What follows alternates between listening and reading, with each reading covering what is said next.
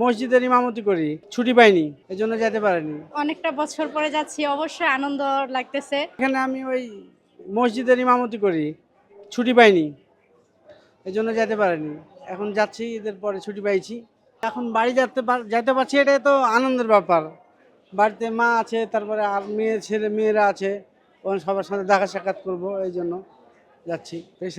কারণে, পেশাগত দায়িত্বের কারণে যেতে পারি না সময় মতো যেতে পারি না। এই যে এখন সময় পার হলো, তাদের মসজিদের দায়িত্ব যাই দেওয়া যাচ্ছে। এখন আমরা ঈদের মাঠের দায়িত্ব আছে, ঈদের মাঠের দায়িত্ব চালাতে হয়, এই জন্য ছুটিতে যেতে পারি না আমরা।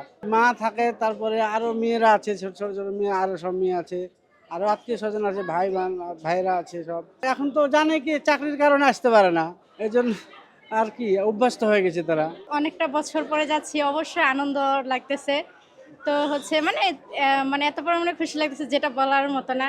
আসলে তো আর কি, নিজের মাতৃভূমি, তারপর হচ্ছে নিজের একটা গ্রামে এলাকায়, এখানে মানে একটা স্মৃতি জড়িয়ে থাকে।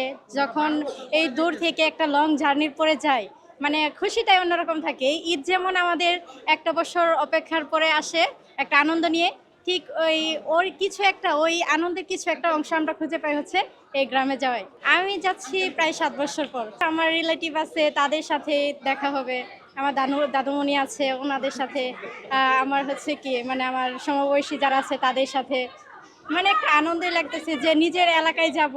কাজের ব্যস্ততা ছিল আর ছুটিটা সময় মতো মিলে নাই। আবার মানে আমার আঙ্কেল ঢাকাতে ছিল, উনি তো এখন কাজের জন্য যাইতে পারে না, তাই চিন্তা করলাম যে ওনার সাথে ঈদ করে পরে একসাথে যাব, সেই জন্য আর কি ঈদের আগে যাওয়া হয় নাই। অনুভূতিটা এখন বাড়িতে যাইতেছি, খুব ভালো লাগতেছে, সবার সাথে যা দেখা সাক্ষাৎ হবে।